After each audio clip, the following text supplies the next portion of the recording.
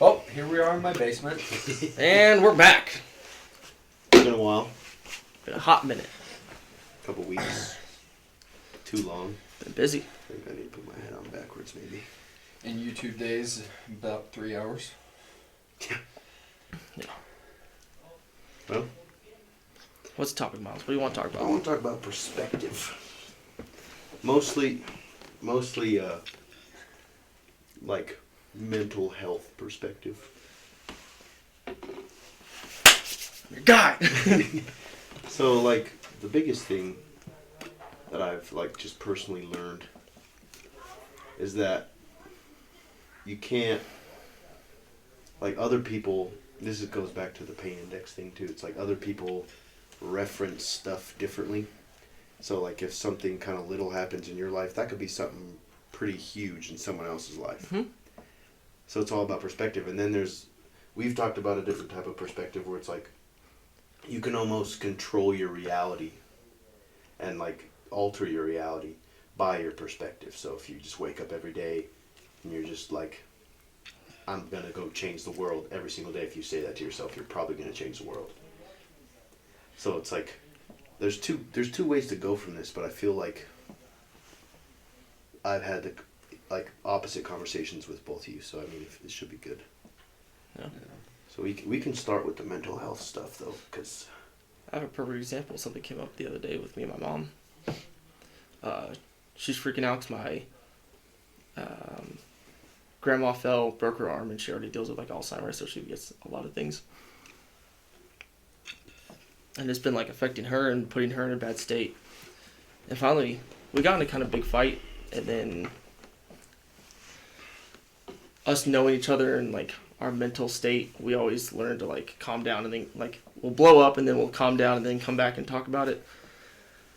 And she was explaining to me how she felt about the whole thing. She's like, I don't know what to do. She's like, I just don't get it. Like, why would this happen to a good woman? She's never done anything wrong with her life. Yeah, she doesn't, like, practice faith. She doesn't really believe or bother with, like, church or God or anything. So she's like, maybe that's why. Or she's like, I just don't get it. Like, why is this happening to us? And the only thing I could say was, like, you gotta understand, Mom. You have to come to the hard fact that she is getting older. She's like, yeah, I get that. I was like,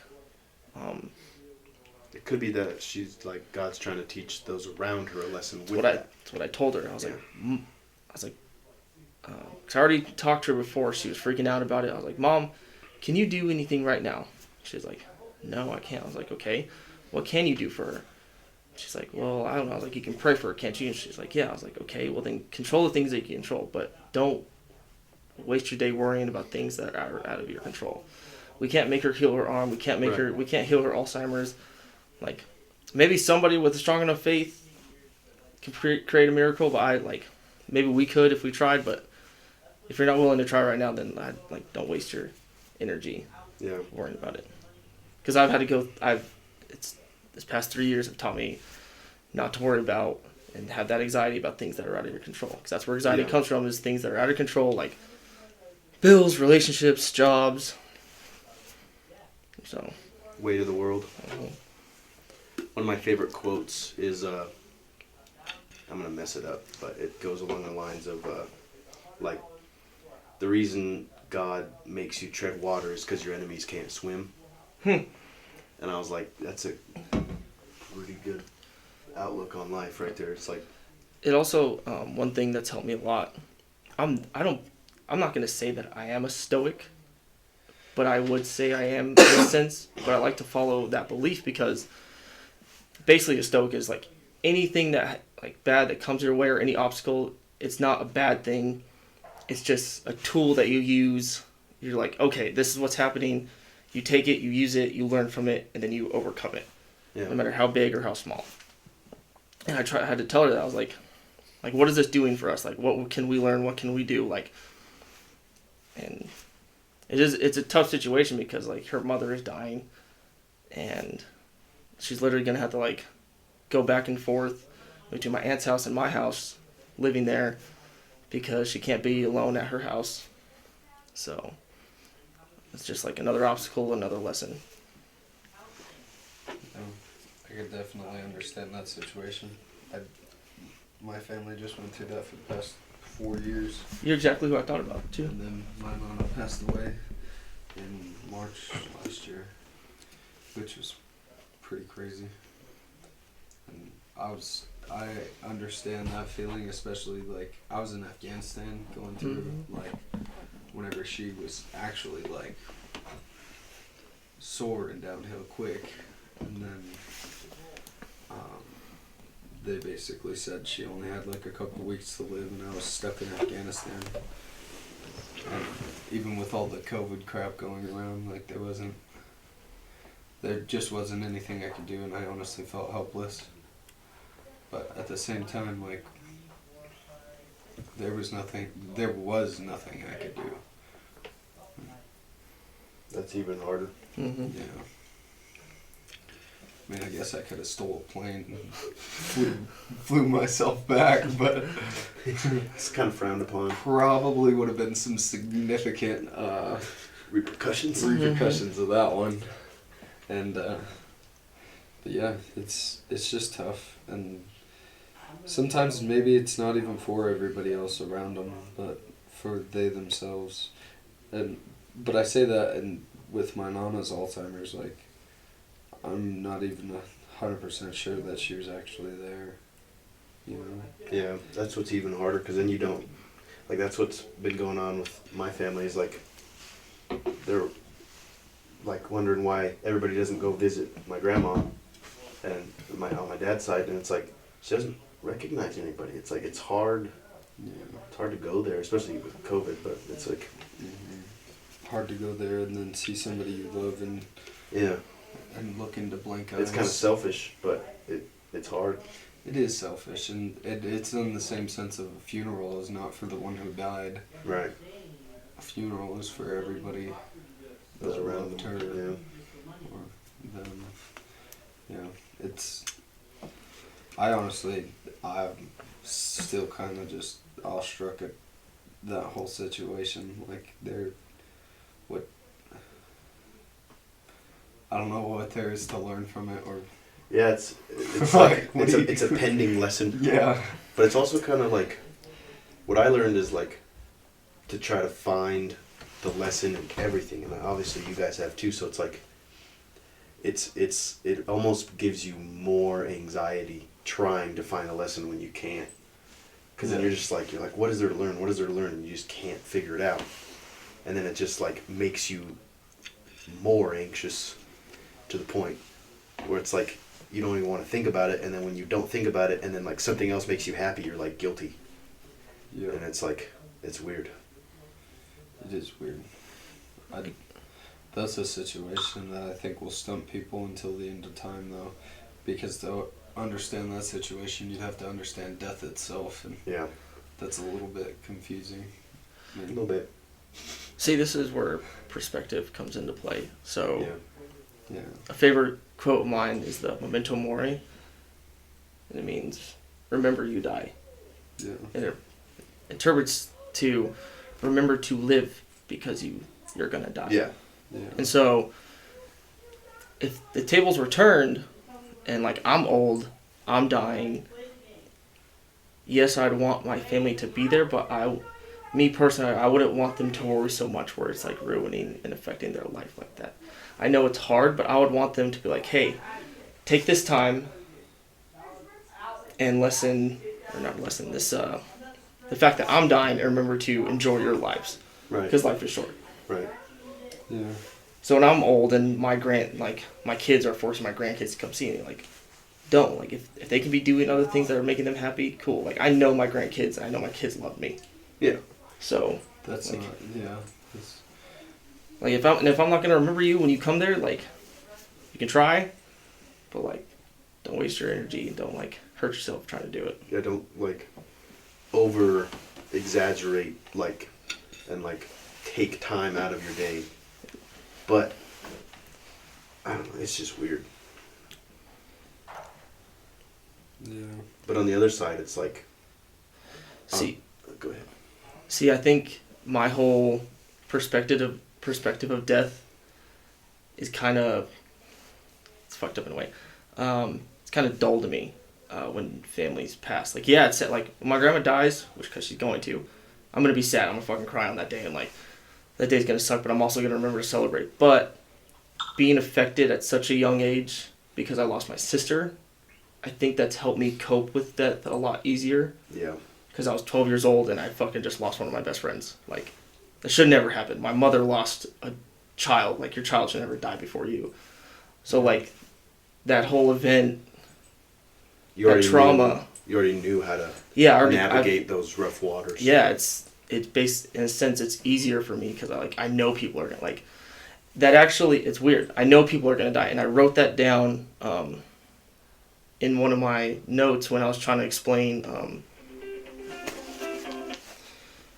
when I had to do that video for the kids about depression, anxiety, and suicide and alcohol. Mm-hmm. It was one of the things I put down was like, you have to understand and learn how to cope with people dying and know that you're gonna lose people in your life, whether it's like physically or just like you're just gonna detach from people, like,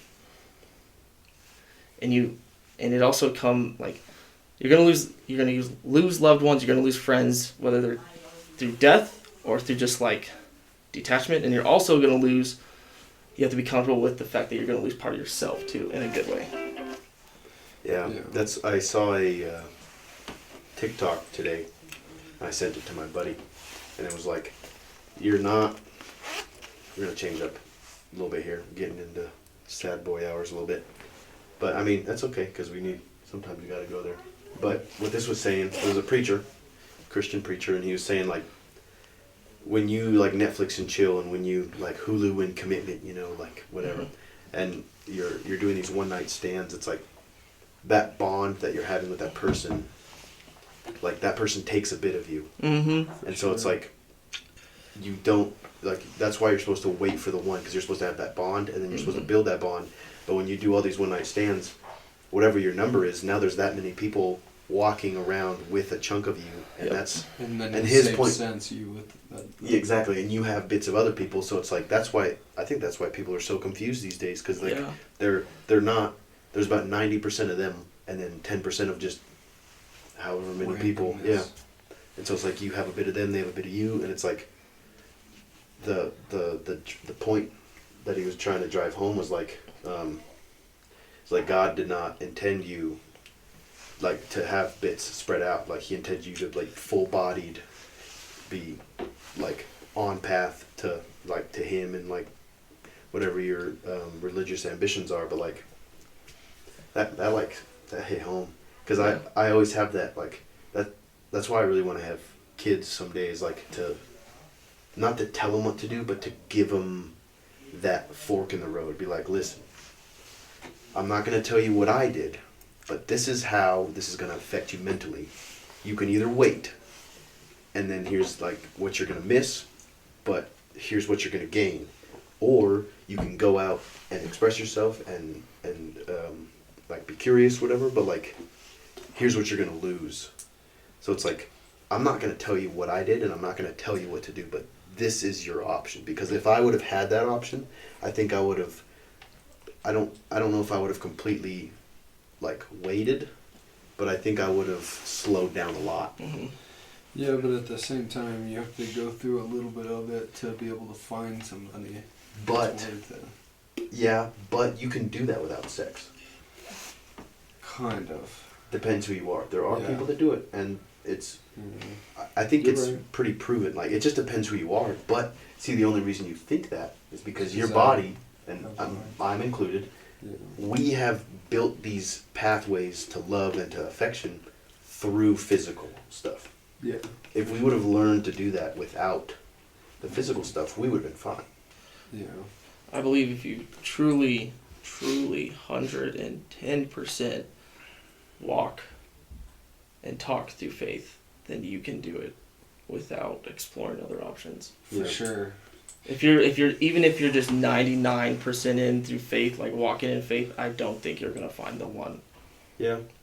But then there's also the fact, I think there's at least like 0.5% of the population that you could get along with and be just as genuine as happy. Mhm. Is there one person that would make you the absolute most happiest? I do believe in that, Mhm. but Mhm. I think the like margin of error is rather slim when you're saying like who would make you happy. I think there's a large amount of people that would make you happy, but also I think a factor is that like if you don't have all these other, if you don't have this like cache of like experiences and you just have the one experience and you spent all that time building that bond through other ways, the sex is just gonna be sex. Like it's not like what drives your relationship, you know? Yeah. And so it's like when you get to that point, you're having sex to have a kid, or you're just doing it to like truly express yourself to your partner. But if you don't have all these other experiences, like that's gonna be like your best and your worst. But since you love them and there's all this other stuff that's built around them, that experience is gonna be so much better. Yeah. There's also something to be said about trial and error as well, though. Oh yeah. I mean, you learn. It does inhibit you in ways, but it also teaches you a lot. And like, with that being said, it really is a toss up of whether, in my head, I guess, of whether it would be better or worse. I definitely think it has to be both parties. Have to be in the Have same to be boat. kind of in the same boat. Like, yeah, Yeah. like, and not equally yoked. Yeah. They need to be equally yoked. You can't have, like, in that sense, opposites probably don't work out. Yeah. I mean, obviously there are cases. Yeah, I was trying to. There's a couple we know, or at least I know. I'm pretty sure you guys know. I can't remember who it is, but they're. We don't need names. No, I don't. I can't even remember who it is. They're. I've thought about it before. They're complete opposites, and they work out fantastic. I don't remember who it is, but Yeah. And I mean, it's the statistical probability is very, like, with this many people, that's going to happen. Yeah, and with certain personality types, like That's a direct huge, too. opposite Yeah. could benefit somebody, whereas if I had somebody that was a direct opposite, it would be Very almost conflicting. Yeah.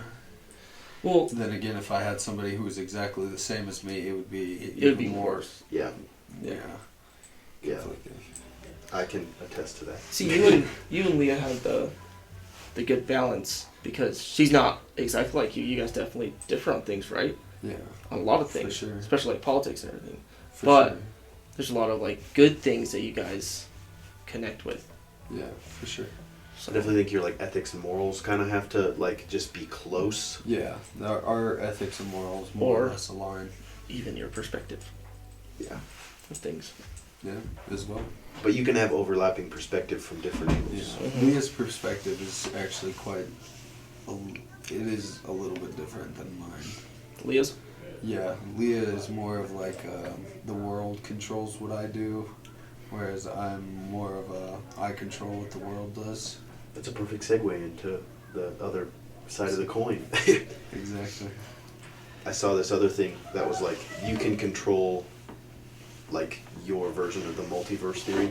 Yeah. So if you, like, find a place that's quiet, or, like, people will say do it in the shower or whatever, sit there and be like, when I get out of here, or when I get up, when I open my eyes, I will be in a universe that I am caring and successful and efficient, and wake up at this time. Like, if you define what you want to change, then you can, like, step into that reality. But I think the multiverse theory is more or less, without getting too far into it, is like different people, like, having a different perspective, and that each person is their own, like, universe.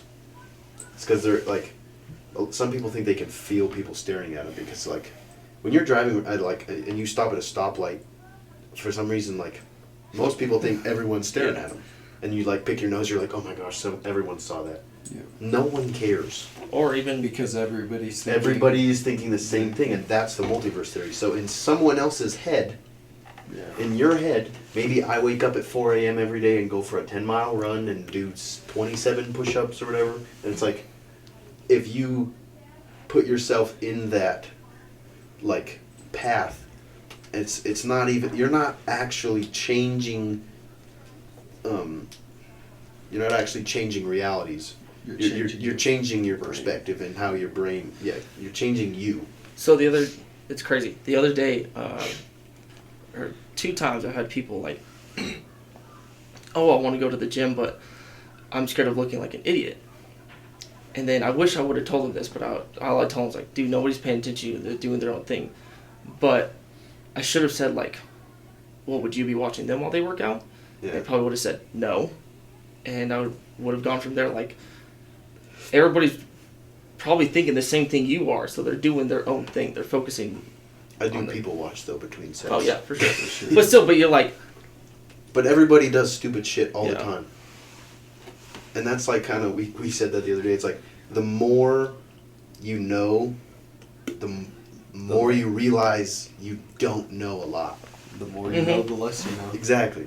Were we talking about that? Or who's? I think we've all talked about it. Like just No, separately. I just talked to somebody about, or I read it somewhere. It's like, oh I think we were talking about it. no, I was having a conversation on it. They were like, I sent them the quote, or they sent me the quote, and it was like, the more it's exactly like that. The more you know, the more you realize, the less you know, which is a good thing because you don't want to be the There's smartest Stephen person. Hawking, I Yeah, think. you don't want to be the smartest person in the room because then you're in the wrong room. Yep. You ever heard that? Oh, that was a good. Ooh. Yeah. Exactly. Because you want to be in a room. You want to be the worst of the best, not the best of the worst. Because then you're not being challenged. Yeah, exactly. Then you're not learning. Yeah. They're But what I get irritated, sorry, real quick though, but what I get irritated with is like when you respect that you don't know a lot, but you do know a lot, and then you like express that to someone who doesn't know a lot and thinks they know everything, they take advantage of you in a heartbeat. Mm-hmm. For sure. And they just like act like you don't know anything. It's like, okay, well, I actually know a substantial amount more than you, Yeah. but I just recognize and respect the amount of information I don't know, and you now think that makes me an idiot. That's why I always use the either hashtag it or put it in one of my things. I say kill your ego, and that's because I grew up being a very egotistical person, and I think, Just kidding. and killing your ego really helps you a lot because then if you're like, well, I don't know anything, then you can learn more. But the thing is that I've caught on is that. So I've been through a lot, and I've been teaching myself and relearning a lot of things, right? And with that, I realized that I've killed my ego while doing that. But what I've realized is that just because I've gone through those things, I think I know more than other people. And I'll be in some situations, and I'm like... You're like more woke than them. Yeah, and then... But most of the time... And then I start like interacting with them, or like working or whatever, and I'm like, oh shit, like I almost put myself in a bad mood because I was like being an ego asshole. When really, like, I have something to learn right here. I was being ego. I was being like, Yeah. Yeah. Oh, I know what you mean. What were you doing? There is something to be said about gathering, like, the three of us. If the three of us were to attack some type of project, all three, and we were working towards the same project, even if we all three started out not knowing anything about it, you basically would be putting yourself in a position that you have 3 different opportunities to see how the best way to attack a project is. So even though not being the smartest in the room, or even everybody not knowing anything about something, you have the same advantage as a starting point and the same capabilities to learn from the others. Yeah. Like, there's a lot of things that I don't know, but there's a lot of things that I could probably teach you guys, and the same and vice versa. We'll know 3 ways that don't work for sure. Exactly. yeah. And the more open you are to different ideas, it's the idea of learning, and like you can. I'm a mimic, so if I get into a group of people, I tend to mock like even things down to hand gestures and that type of thing. And like I feel myself it's not me changing, it's me altering what, because that works. Like the things that Yes. that person's doing is working in that environment. Yeah, So and you can take that and like not, you're not mirroring, but you're like you're almost interning yeah, with that person, and you're just taking the parts that you like. yeah, and also it helps with connecting with people, and like when you connect with someone, they tend to be a little bit more open about different things than maybe if, like, I've been told sometimes that I have an accent, and I don't feel I have an accent at all, and the same works for everybody. But you know, when you go to somewhere else and they have that really thick accent, and you kind of start pulling your way into it, Yeah. and you notice that people kind of open up to you a little bit more as you're doing it. It's a really interesting factor. Just something as small as that, and you then will learn a lot more about that person, but they're also willing to tell you a lot more. Yeah. Just because they start to see a uniqueness and like, or some type of, not uniqueness, but some type of thing that they can cling Common to that's ground. common, yeah. Yeah. So building common ground with people is definitely something to be, there's something to be said there. I think it's wild. So like, just I don't know if it's like my size or like my voice, but like people will like just come up to me and start like, or like in my face or something, but like people just come up to me and just start like telling me stuff like about them, or just like in general, or like I'll be in a room and I'll just be like sitting there, like I'll be secluded, and someone like will come up to me and like just start, will like, just start analyzing the room, and they'll like be giving me dirt on everyone, and it's like, but because like I don't normally like to sit in the middle of a room. I like to normally seclude myself and like watch. Yeah. And that way, like, I if I want to control the room, I normally know how. And I think people pick up on that because they'll come up and talk to me, and then they'll just, like, sort of, like, dumping everything out on me. I'm like, I mean, thanks, but Yeah. I didn't ask. Yeah. There's also a burden that you carry with people that you open up to, because when that's one of the things I struggle with a lot, is, like, when I connect with somebody, I am, like, more or less brutally honest about what I deal with, like what my issues are and that type of thing. And then some people will more or less degrade that, and some people will be like, oh, I can connect with that too because I have this. And then when they tell you that, then it's like, now you know that about somebody, and you basically almost carry that same burden with them. And And if you have a common enemy, they say, like, there's studies that, like, or like groups are like 65% more productive if they have a common enemy. Yep. So it's like, that's why I get irritated when people like start playing the big dick thing. Is like when you say like, oh, I went through that too, and then they're like, the Tommy you're just trying to Toppers. like, yeah, Tommy you're Toppers, just trying yeah. to top me, and it's like, no, Yeah. I'm trying to Just to express to you that I know what you're going through. Yeah. Yeah. Yeah, And you they definitely just- have to have a certain way you would go about it and word things when it comes to that. Yeah. I want to piggyback off of what Kyron said because it gives a good example of perspective. Because I'm the same way. My dad's the same way. And I used to believe that I got it from him. He was a mimicker. Whenever he would hang out with somebody who had a certain speech or stutter or anything, he would do the exact same thing for like a solid week until my mom or somebody would tell him, like, where'd you get the stutter accent? He's like, oh, and then whatever. And I would do the same thing. I've done it with you. I've copied your hand gestures. I did it with Slate because my ex-wife, she was like, you say a lot more smarter words since you've been hanging out with Slate. Because he was a really smart dude. And at first I thought it was a mimic thing. But what I've been taught and learning these past couple months is you are what you, I like to believe that you are what you put in your body, what you surround yourself with, what your environment is, what you do, and especially who you're around. So if you're around a bunch of dumb, degenerate people who are constantly drinking, You're just gonna morph into that. you're going to get more into that. If you're around smart people who are talking about excelling their life, being productive, working hard, you're most likely going to catch on to those traits. Yeah. Like what we're talking about. We want to hang out with people who want to talk about money, who want to do something with their life. Yeah, I don't want to go to the bar where like we just look at each other, Yeah. drink copious amounts of alcohol. Yeah. It's like, let's sit around a table and talk about Mm-hmm. like getting low mortgage rates and how to boost your credit score and like what to invest in. Seeing that, but do you understand my perspective thing? Like Yeah. maybe you're not a mimicker. Maybe you're just one of those people who just take it a lot stronger about your Well, they environment. say you're the average of the 5 closest people you keep around yourself. Yeah.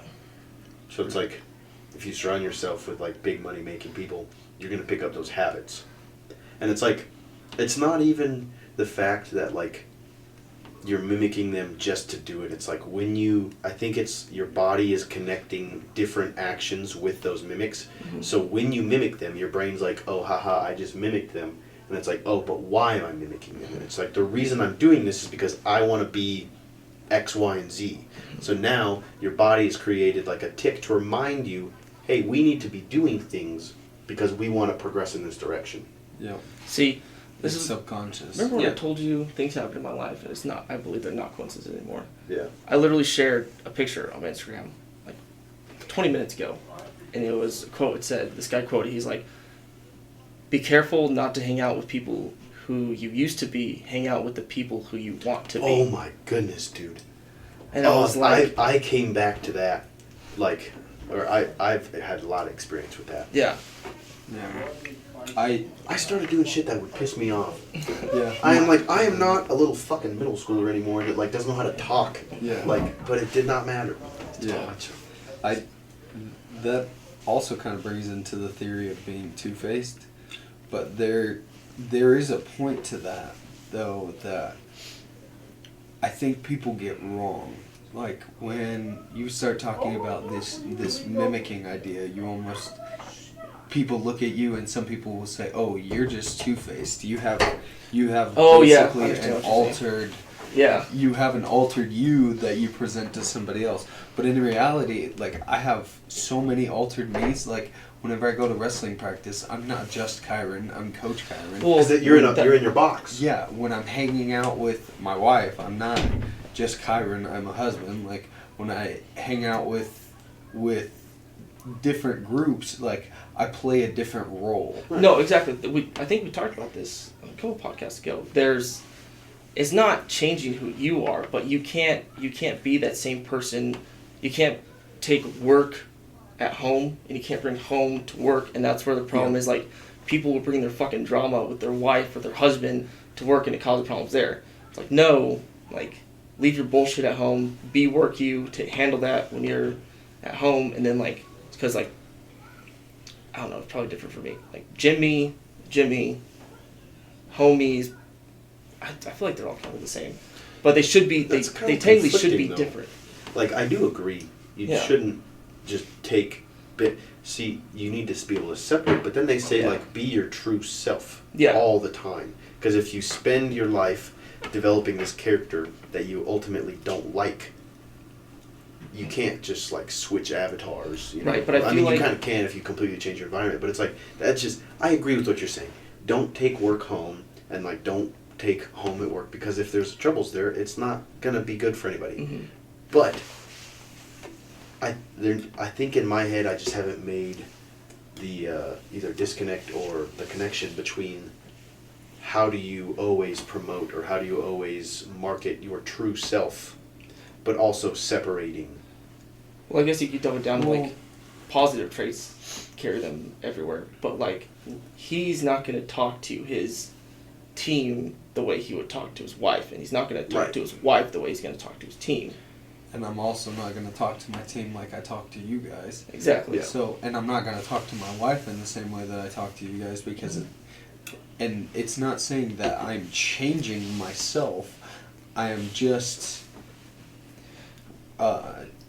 changing the avenue I take to either A, get a point across, or B, deliver a conversation. It's not changing me and my view on a conversation. Like, I'm not going to come in here and just bash on, like, whatever, and then turn around and go somewhere else and be like, support it completely. Yeah, like, that's not changing. I am not, like, my ideas aren't changing. It's just where I present an idea or where I disclose that same idea and changes in the environment. Yeah. So your ethics and morals, it's like we were talking about. You have yourself, that's like your concrete foundation, that's your bedrock, and then you have like your foundation in your house, which you can change, but you normally don't. And then you have your lawn and your garden, which you change a lot, and then you have your inside of your house, which you can also change, but it's like it's there's different. It's and just then you separated. You have separate rooms. Like the living room is for like family hanging out, watching TV. The bedroom is for sleeping or getting funky. Like you're not gonna. I mean, you could, but you're not going to take that stuff out to the lawn or to the bedroom. Right. That's good. That's a really good analogy. Yeah. The home analogy. Yeah. Yeah. And then the home theory. the point, like, you just don't lie. Or house Like, theory. we all, for example, great example, we all grew up with that person in high school who, when he'd hang out with you, yeah, I love that dude, yeah, I like that dude, and he'd hang out with somebody else, he'd be like, nah, dude, fuck that, I don't like that either. It just depended on the crowd. Yeah, and they would change, like, just because they want to be accepted in that group. And they wanted to be accepted everywhere. I found myself every now and then, like, that's why I stopped hanging out with certain people, is because, like, they didn't like other individuals, and I would just go along with it because, like, I didn't want to be an outcast. Oh and yeah, I was like, I'm guilty. I was like, I'm sure I've done and it. what the I'm hell sure I've happens done it. if, like, I'm hanging out with somebody else and they're like, oh, fuck Kyron. I'm like, yeah, fuck Kyron. And then Kyron's like, hey, I heard that you don't fucking like me. I'm like, I like you. That's why you need to hang out with people who, like, don't. You need to be okay with and invite those people that don't agree with you and, like, don't have the same ideas, or, like, especially politics. Like, I'm hitting a point where I want to, like, talk to you and be friends with people who don't completely agree with me. Exactly, because But that's mainly for the sake of, like, I want our country to slowly grow into uniting through our differences and loving each other through our differences. Like, okay, you believe in that. I don't see it that way, but that's cool because we're fucking Americans, Exactly. but we're still one team against everybody else. Exactly. It's not red versus blue. It's purple versus the world. Yeah. And it's like nobody wants to look at it that way. It's like they look at politics the same way they look at football. Yeah. They're like, oh, this is my team and I want my team to win. Mm-hmm. And it's like, okay, but with your team winning, and that means somebody has to lose. And now there's 50% of the population losing, and when 50% of the population is not being a consumer and not being a useful, efficient member of society, our economy is going to struggle. And that's pretty much what's going on. Or, like, dumb it down to like a high school team. If you have a team of football players and then there's that one wide receiver who's, like, really fucking good, but all he cares about is just like, yeah, it's fine that we lost. I'm still gonna make it to fucking U of A or ASU, like, whatever. Like, you can't, like, yeah, you're good, but we can't have that attitude on our team. It's a fucking cancer. I don't care how good you are. It's the same idea with, like, well, really what's going on in America. And I know we weren't talking about politics, but the idea... If we're talking about the psychology of politics, I'm fine. It is... But we need to not put our shit in there. It is the idea of a viewpoint, because people's views, you're always fighting against something. And I think that You almost have to have something the to fight reason that politics are the way they are is red versus blue is the balance in America. But what is getting confusing, I think, is to bring it to, like, the football sense, is like the president is the coach. He's gonna have new team every single year. Mm-hmm. Like, it doesn't change him. So for the team, linemen versus, like, receivers, like, we're opposing parts to a function, but the only reason we're opposing parts is because We each have a job to do for that team. for the team, and we attack things differently because as a lineman, you're going to be like, we need to run a dive, because I can't, like, me being a lineman, I'm saying I know how to control a dive because I know that for a fact I can block this guy, which means the back is going through. Whereas a wide receiver is going to look at it and they're going to be like, I can outrun this guy or make a maneuver to where I can get away, so we need a pass. And basically, like, the coach is overall supposed to bring the team together and make guide it, all Because of he sees a big picture. the big picture. There's 3 different perspectives, and that's your 3 branches. Exactly. And that's the idea that I think, along what you're saying, like, there's no reason, like, red versus blue isn't the actual thing. It's red opposing blue so that purple succeeds. Yeah, so, like, people think now that they're getting into the mode that their perspective is the only way, and there's right and there's wrong, and they are right, and then the other person thinks they are right. But what is not going on is they are not respecting that it's okay to have different viewpoints, because it's nobody wants to swallow their pride because where was I going with this? I have it. You're talking about politicians, right? No, not Yeah. politics. Oh. I'm talking about like the people. So it's like I remember now. So it's not you need both sides. You have to have I should probably stop doing this. you have to be balanced, because if everybody was conservative, then there would be people that were struggling, and maybe it's a mom that is very fertile and has a bunch of kids that she can't afford. There needs to be some sort of construct that, yes, she did make a mistake, but she's human and she needs some help from the government. That's fine. We need people to vouch for them. But what we don't need is a bunch of people who can work and can be proficient in society not working, because it's a lot easier to just sit on your ass and collect a check. So we do need both sides. We need conservatives and we need liberals and we need red and we need blue, because if we don't, it's going to just be a communistic society. So you have to work together to get what you want. But they've gotten to the point where it's like there's a winner and a loser. But it should be purple versus probability. It should not be red versus blue, because if it's purple, it's red and blue coming up with a good perspective against the issue, which is your probability, because you never know what the hell's going to happen. It's you're trying to boost an economy. Okay, what's an economy? An economy is whatever. Like there's not just like, oh, economy is this much GDP constantly, this much in tariffs constantly. It's an economy is changing constantly. It is a living being. So it should be purple versus probability and not red versus blue. For sure. Mm-hmm. And I think that's the idea that plays along the same idea as like what we were talking about with finding a significant other that helps balance it out. You can't find somebody that is so completely opposite from you that you can never find a middle ground. Right. Because no matter what, the idea is an advancement in life, in right. whatever exactly probability. You about ready to make an appearance? Whatever the probability. Can you close that, please? Sorry. You're good. Good enough. Whatever the probability is what you're working for, and then it's not two opposing teams. So even though, like, I may not think the same that my significant other does, we can still find a middle ground, and I'm still able to drop my pride enough to say, I am willing to try your idea. Rather than right now, with a lot of people, it's like, I'm not willing to try anything else because I know for a fact that I'm right. And then it plays into like the idea that there is no right and there is no wrong, because both of us could have opposing views on an idea and both be completely right. Yeah. You know what I mean? And I just, not to cut in to be rude or anything, but I just thought of a really good analogy. It's like the ladder effect. Being so opposite to the point of where you don't get along and can't agree on anything is very toxic.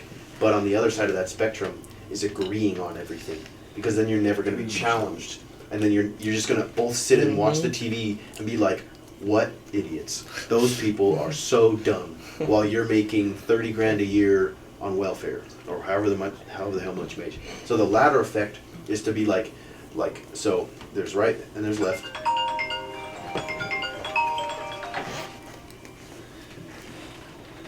And so, like, the easiest way. Oh, wait.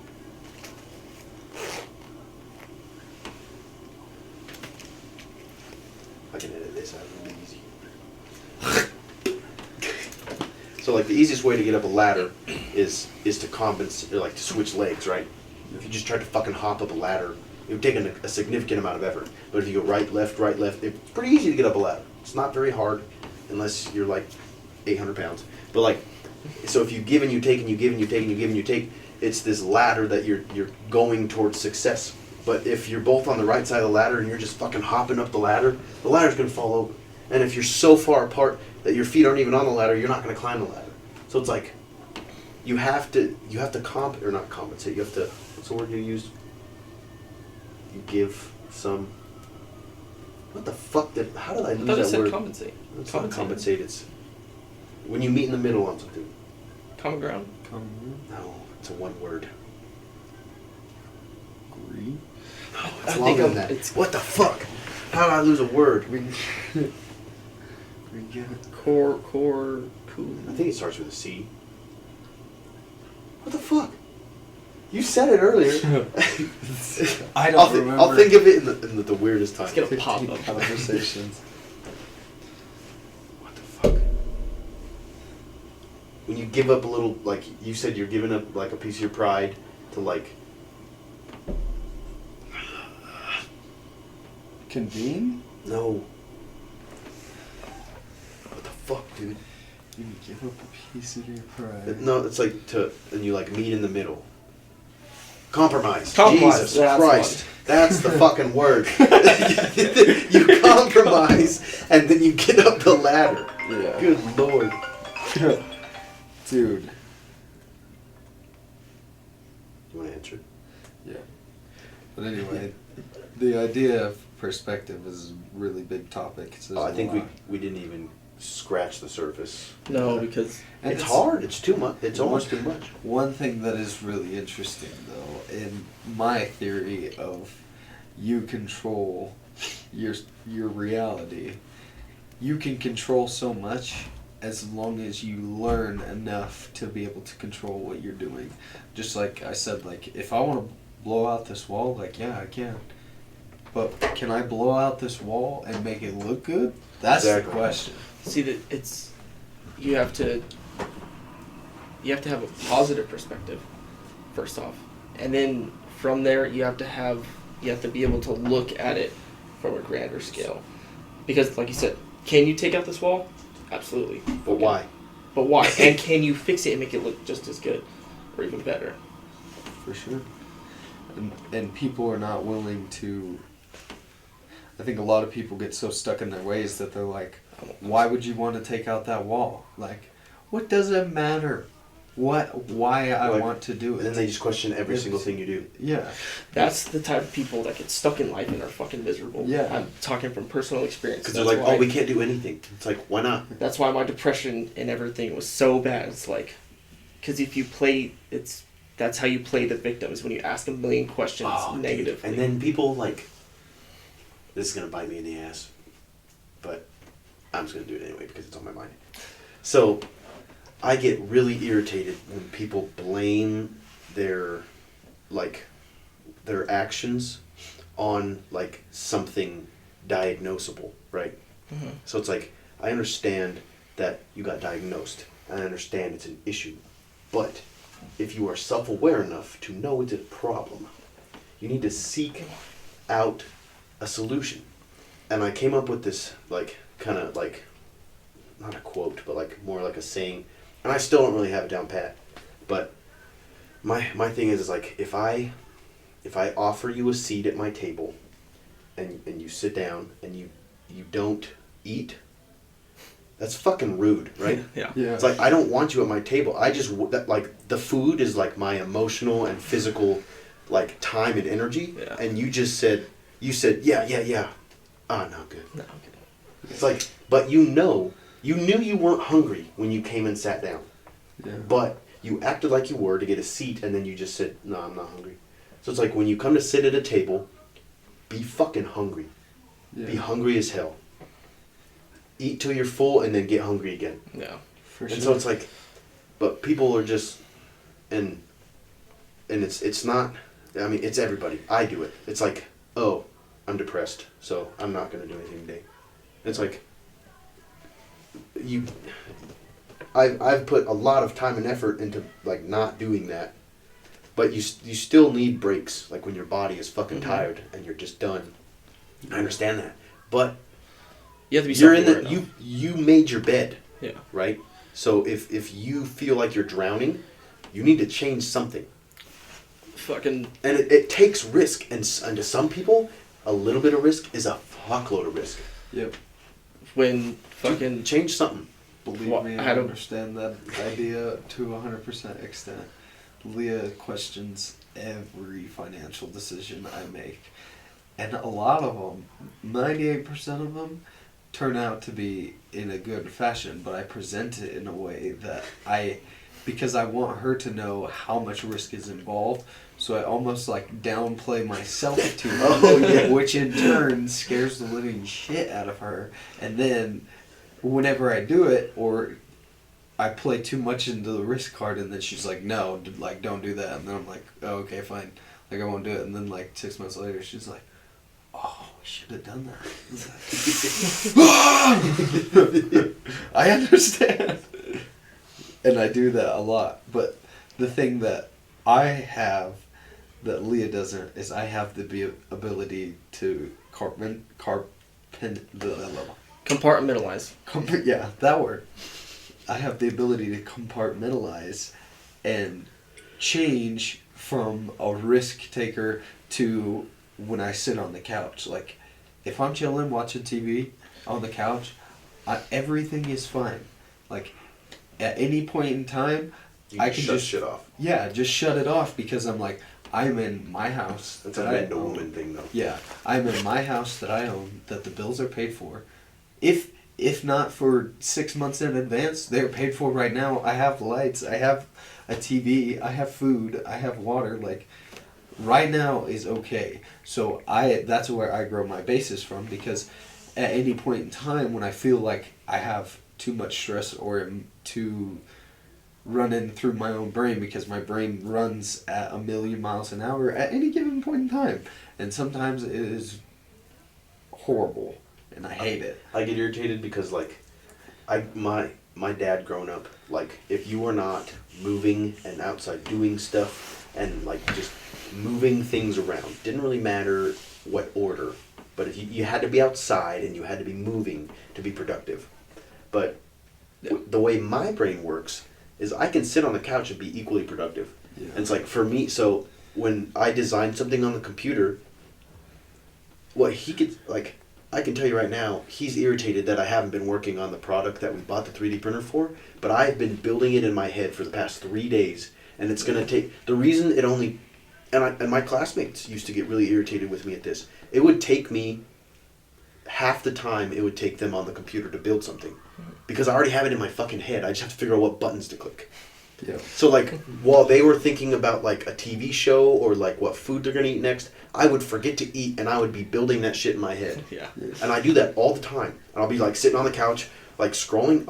I'll be stimulated by something else, scrolling through TikTok or, like, on Instagram, and I'm still thinking about how I'm going to build that shit.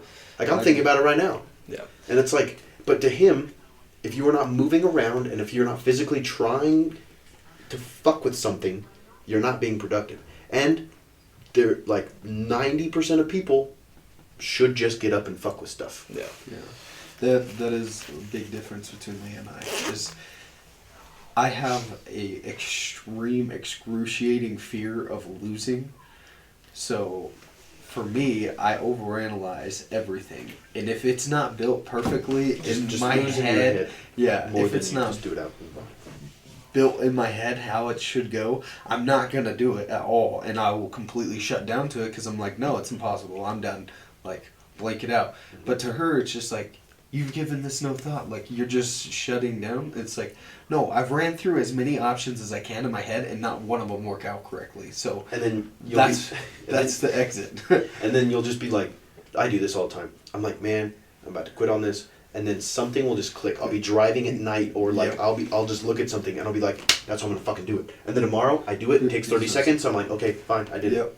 I do, yeah, and I do that exact same thing. Like, and that's why we've been having a lot of issues about my truck, because when I say I need to do this, I need to do this, I need to do this, I need to do this, and this on my truck, to her it sounds, your truck That's is broken. destroyed. Yeah, like, why would you even start it in the morning? You're just trying to get it to the next level. Yeah, To where it lasts longer and it's healthier. and advance it. And like, it's the same thing. Like, whenever Leah and I work together, like, I spend a lot of time thinking about a project. Like, when we attack a project, most of the time I won't, like, if I say I need to do something, then Leah takes it as, this is a physical thing that you need to do. It's like, no, I need to get to the point where I can do that. or whatever it is. And a lot of the times it ends up in like, okay, I can't do that. I'm not going to do it. But like you said, sometimes I'll be scrolling through Instagram and I'll see something in the background of somebody's picture. I'm like, that's how it works. That's how it goes together. Yeah, and then it's the just like boom, boom, stupidest boom, boom, thing. boom. And I mean, obviously there are some things where you just have to attack the project head on. Like, Yeah. if you have 100 boxes in a room that need to get taken out and moved to a different place, like, Yeah. that's something that just you do. Like, you don't think, That's- you that's- just do. That's being a leader. It's because like sometimes I get really irritated. Like with my Marines, I'll be like, someone will be like, okay, you need to move 100 boxes from here to there, and you're like, okay, everybody pick up a box and go. And then they're like, halfway through, like the Marines will be like, well, why didn't we do it this way? Why didn't we do this way? Because like I was like, and then I'll be like, well, if we stood here in a circle and played fucking twiddle thumbs for half an hour to figure out what'd be the most efficient way when your idea only increases efficiency by 10% when we could already have it done. Just archaic is fine in that sense. Yeah. Just move the boxes. We don't have to do a little like twiddly flip fucking assembly line. Like just move. It's fine. We don't have anything else to do. Let me interject real quick because this. You haven't talked in a while. Yeah. So what I'm realizing is that all three of us get in trouble for the same thing. And then I'm gonna play where perspective comes into play.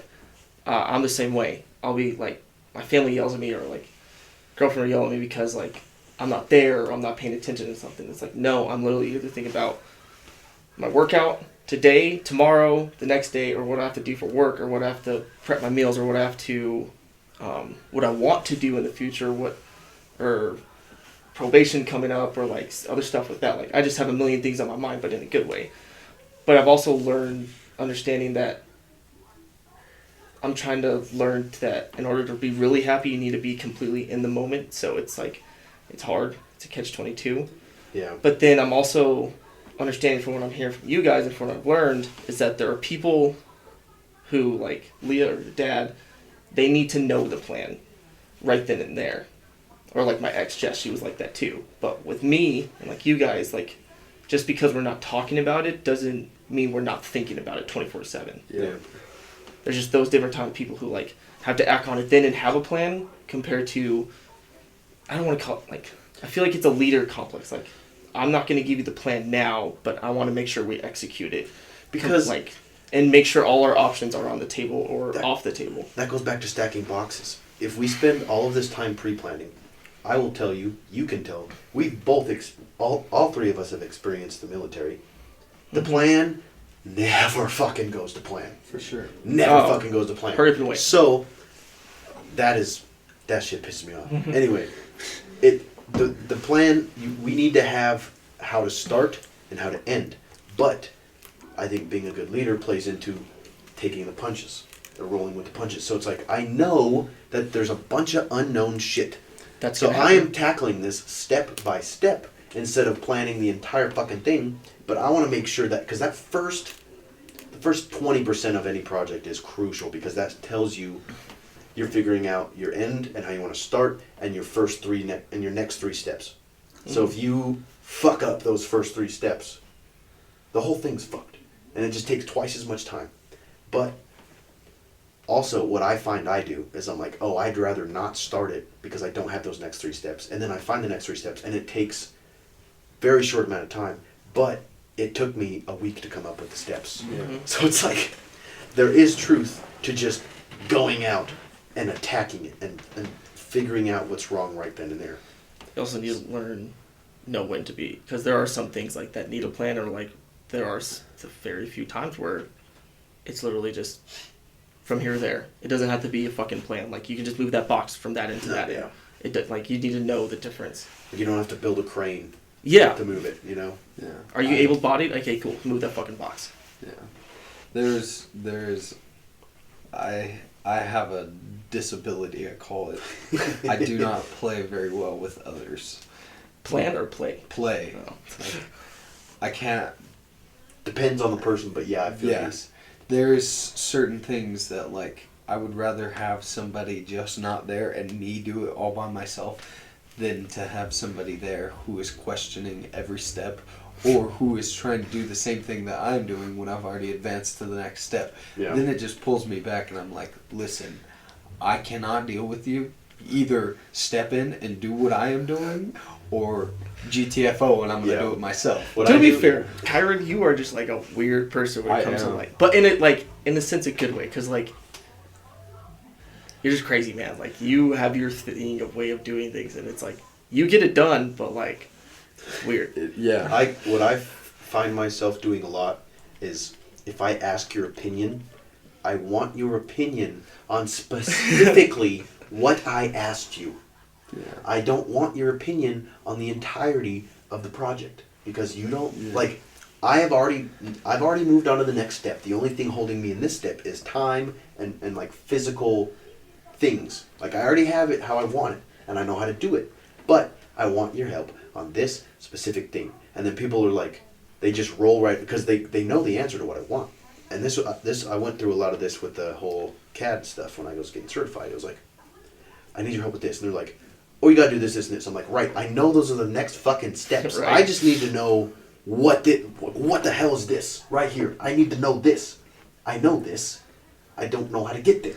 See, but that's a perspective thing because they've already been through it a million times. They probably forgot. So that's not a crucial step. Yeah, that's Yeah,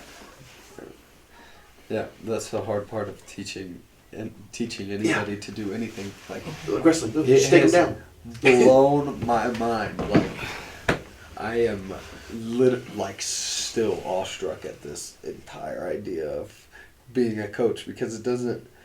Like I said, I don't play well with others, so I do tend to be a little bit more aggressive at some points and a little bit more forgiving when I shouldn't be because I fluctuate all over the place in the idea just because I don't know how to teach somebody to get to the position I am. Like if I could just plug in a freaking USB chip in my brain and then program the ideas into everybody else's, then they would see. And like there's a lot of things that I've come to realize this. I learned this from coaching, but not. It's played into a lot of different points in my life that I failed at, and it's because of I failed at those that I'm like struggling with coaching, and it's not the fact that somebody, like I can't teach somebody everything. I can try to teach somebody I'm not trying to coach them wrestling moves. I'm trying to coach them the theory of wrestling. Yeah. So and that's like my big thing on literally all of life. It's not like I don't want to know exactly this and this and this and this is how it puts together. I want to know why it came about that this gets put together, and then I can advance on that knowledge to my own idea, and maybe we come up with the same thing. But like, I don't want you to open the door. I just want you to unlock it. Yeah. It's like let me figure out how, but I just need to know like the constructs and the concepts and like what is the actual goal? What are we trying to do? But it's like because you can show someone how to do like a single leg in perfect conditions, but the thing is perfect conditions are never exist. It's impossible. Exactly. So it's like, oh, I can teach you how to do this with this guy just standing there, but the thing is he's not gonna be fucking just standing there. So it's like you can't open the door for everybody. You have to just be like, okay, you can open it if you want. It's unlocked, but it's up to you. And I think my biggest problem is now I'm splitting the coaching style that I'm at, where I'm teaching. I first started at the theory, and I told all of them like basically how you wrestle is learning to find the opportunity. So like I can't teach you what to do in every scenario. I can teach you how to get out of certain scenarios, but just like anything, new things are created every day, and like in the same with sports. Like if somebody finds something that is a loophole, they're gonna then will create a move, and that's how moves in itself were created, because somebody found that that's the easiest way to do it. But I think the part you skipped, and this is like the thing that I was trying to say, like just show me how to do this specific thing. It's like you had a very large like cache of moves, and then you were like, oh, what's the theory? How can I kick it up a notch? And you're like, this is what's important. But the problem is you got there by stepping stones and learning all these moves and learning all these possibilities, and these kids are like, yeah, no, we get it, but how do we do these things? I was about to say that too, because It's like, we need to know some possibilities, and then we can fuck with the rest. see, Yeah. that's where the whole perspective things. Right. From the way I'm seeing it is, I've seen a guy who's a fucking fantastic wrestler, right? How many state championships? And you wrestled for how long? Did you ever really coach through all those things? Did you Yeah. ever have to coach? Well, but like, on a real scale, like, your coaching abilities going into this. So Like, to finite. see, I've coached for a long time. I've taught kids for a long time and taught people how to wrestle, but it was never that I was their sole teacher. You would like refine. I could step in and teach them in like a given scenario. I would step in and teach them how to move about in this scenario and basically get them to the next level from that. But it was never like I was basically the carpenter. I wasn't the foundation. Yeah. See, I think wasn't that's- building the foundation for anybody. And now I'm like on the point where I'm building the foundation and I'm showing them how to refine the freaking You're showing them how to paint the trim walls. trim You the have to house. basically relearn wrestling in a sense then. Well, Because I feel like you might be going through what Miles was just talking about. Because now it's instinctual for you. Because they're your Miles. They want to know that one thing, but you're not seeing that one critical task. yeah. Because it's not important to you. Like, you've the already thing they relearned. need to know is what you consider instincts now. Because like that's what I was saying. Like I was trying to figure out how to get to these next couple steps, but like they already knew right click, drag, scroll your mouse, whatever. Like it was just instinctual to get there. And now with you, you're like, oh, just shoot in and get this. Yeah. When they were like, okay, but like, how? Yeah. That's instincts for you, and then for them, they're like, we don't even know 1, 2, 3. Like it's, you know. Yeah. Because from my perspective, I'm just saying, like, I don't know how your coach is going right now, and it may like I don't know. I'm not saying getting you're not. better. But all Slowly. maybe you're not It's the your greatest. first year. Yeah, that's what I'm Yeah, saying. so- It may not go well, but I know next year you're gonna bring all these things that you had to relearn and maybe screwed up on, and you're not gonna screw up on next year maybe, and then after it's just gonna continue after that. Yeah. I see what you're saying, but like I said, I freaking hate losing more than anything in this world, so it just eats at me consistently. And like it is all perspective, because some people grasp what I'm telling them and then fall in other situations drastically, even on points that I'm like, this is exactly how you go through this step by step. And then they do it and do it and do it and do it, and then you get into the actual scenario where it's supposed to be applied, and they just poop their brains out, and you're like, okay, so we're just walking through the steps and not learning. And that's what, like, I hated coaches just teaching me specific things and over and over again. But I get what you're saying. That's what built my foundation. Right. Because now, whenever I go into the room, I'm like, okay, the theory of taking somebody down is taking away their legs. Yeah. And they're just like, okay, what is a single leg? And you're like, it doesn't matter what a single leg is, dude. Grab a freaking leg. Yeah. Like, I jump see what you're out. saying though, because like we'd be in practice and we would do like 3 moves, and there was 2.5 hours of practice, and we were like, You just okay, read we through. fucking get it. Can we get some cooler It's a moves? fucking Karate Kid movie. And it's exactly, you have to build that muscle memory, so that way when someone grabs your wrist, your instant reaction is like yank that shit at the ground, grab a leg. It's not just like, okay, I can either do this or this or this, because we did it like a couple times. It's like you fucking hit that instinct, and now it's just an instinct. And like, And that's what that's like, Yeah, obviously, you from changed last it. week to this week, this is the new foundation that I'm laying. I've started telling them, like, when they feel it is a repetitive, pointless motion, I tell them, you are not supposed to think about this. So we have to hit this 1 million times right here so that you never have to think about it again. Like, one of the biggest things in wrestling is, like, footwork. Where do you learn footwork? Just being in a stance. And when you think about it in a room, in the perfect conditions that are in a room, all you have to worry about is that specific thing. And if you do it enough, then you advance. But that was what was blowing my mind. And just like you said, I didn't I didn't actually take them through the steps to develop an instinct. I basically was like, this is the instinct you need to have. Now find a way to achieve it. Yeah. I'm not a coach or anything. Never taught kids, but like, for some reason I want to ask, like, did you talk to them and treat them like wrestlers instinctively, or do you first talk to them and treat them like high schoolers?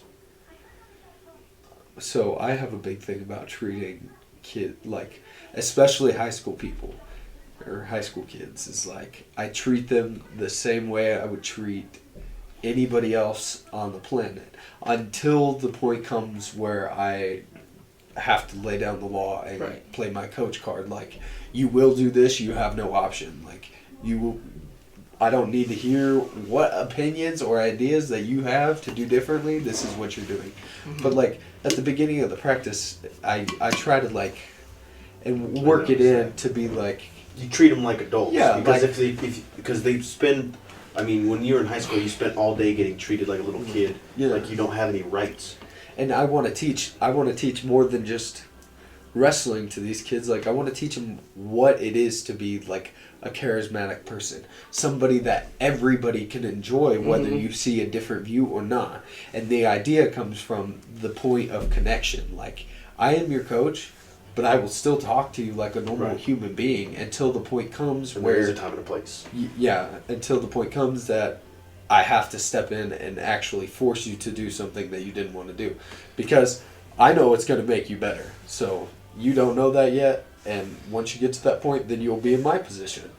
I want to. I want this to make. I hope this makes sense, because for some reason I feel like it would make sense.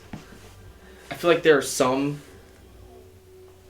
that are probably like good wrestlers and you don't have as hard time with, and that there's some that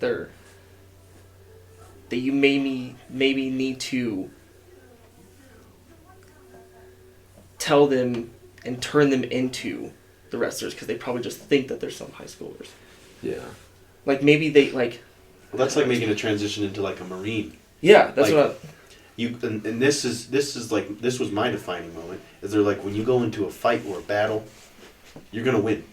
Like, it's not like what if I lose? No, you're going into that Zero battle, you're option gonna mentality. win. Yeah, it's like, you will win. And then someone's like, what if you lose? You're like, no, I'm gonna win. The problem is they don't know that, like, yeah, there is the possibility of you losing, but if you think about that, then you're gonna put those instincts to play where you might lose. If you have that, what'd you call it? Zero option mentality. Zero option mentality. And that blew my mind. They're like, you are a Marine and you're gonna win. Yeah. And I was like, that's a fucking good way to go about that. I was like, I'm gonna destroy you. Because if you can even like verbalize that to your opponent, like, I'm going to absolutely fucking end you. Yeah. Like, every other guy you've ever fought, you're gonna limp away from, but I'll put you in the fucking morgue. See, I wanted to talk about this one thing after. There was an idea that I did preach that I've been preaching, and I will continue forever. It is your match, just like it is your life. You control the pace. You could go wherever, whenever, but in that instance, you are in full control. It doesn't matter what he does, it is wrong. He cannot make a move that is outside of what you know. And if you think like that, your body will follow, and that's where the click comes in. It's like, I will win because there is no option to lose. Like, if I play a Death before game, dishonor. if I play a game by myself, I'm always gonna win. If I create the game, I'm always gonna win. Nope. Why would I create a game that I couldn't win? Yeah, that's no You know? fun. Yeah. So, they taught us this. Well, the Navy SEAL that taught us this was what Navy SEALs. They teach Navy SEALs when they go through buds, but it helped us out a lot. It's helped me out a lot, especially with depression and everything, but especially like during workouts. You ever heard of the 4 pillars of mental toughness? Yeah. Goal setting, visualization, positive self-talk, and arousal control. Goal setting, so you know what your goal is. Like, you have a goal, right? And so for wrestling, it'd be to fucking win. Or for Marine, to fucking win. Visualization, visualizing that you're going to win, how you're going to win, why you're going to win. Positive self-talk, convincing yourself that you're going to win, so telling yourself nothing other than that you're going to win.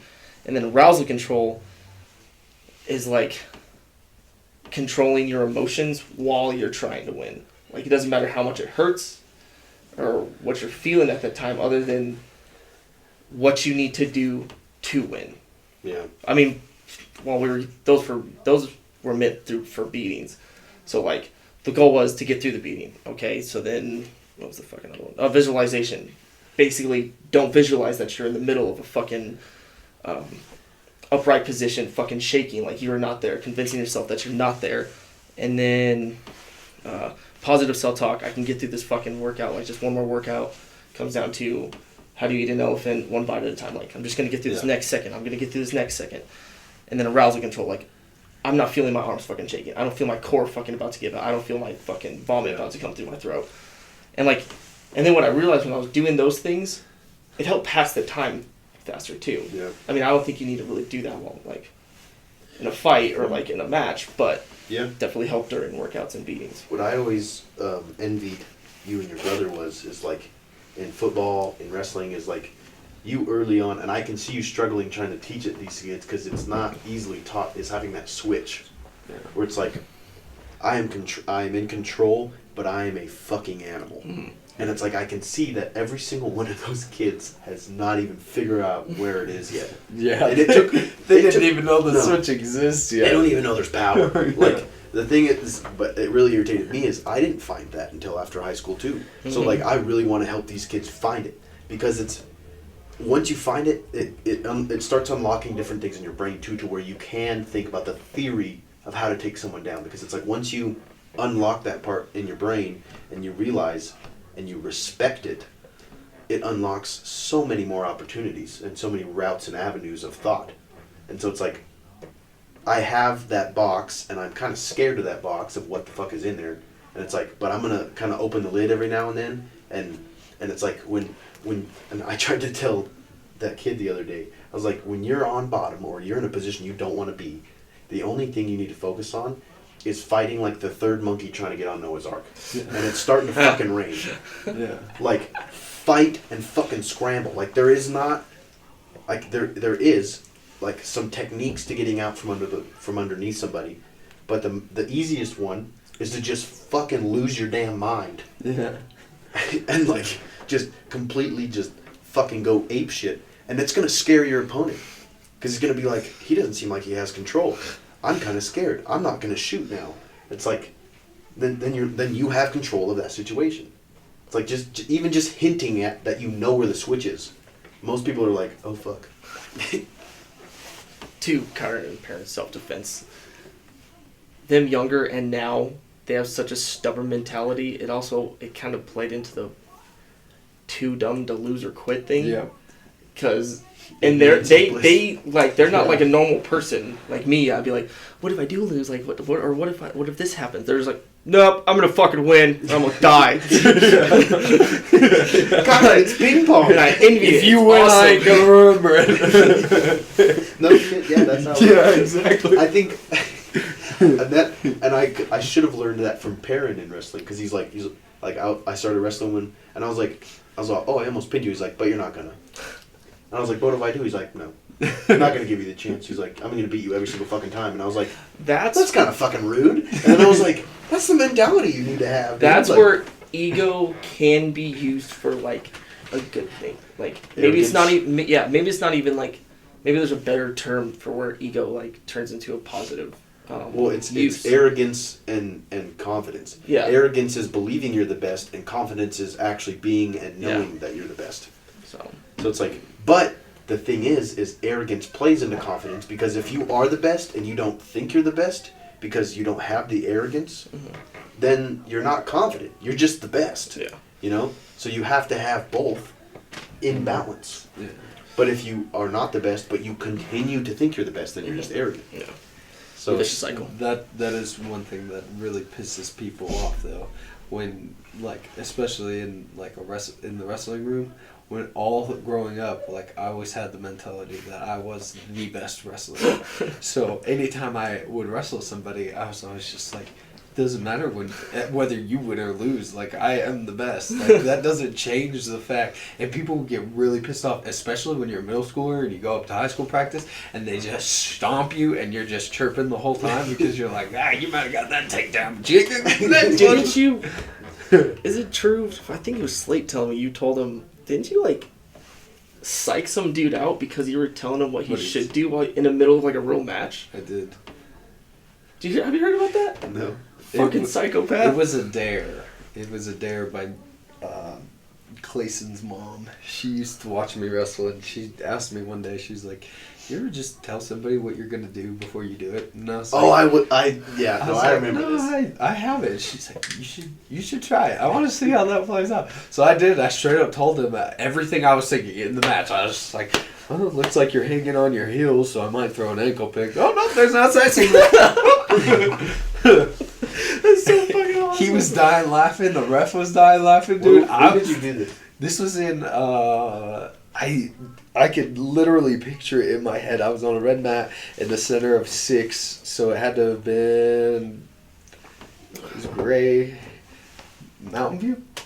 Mountain View. Yep, Mountain View's red. I thought they were View. black and white. They're gray and black. Mm. What year was this? This was my junior year. That is fucking Yeah, one of the coolest stories ever. Might have been my senior year. No, it was my junior year. Yeah, it was my junior year. Is this a good time to go to the bathroom? I think we should call it. Yeah. Cool. I'm good.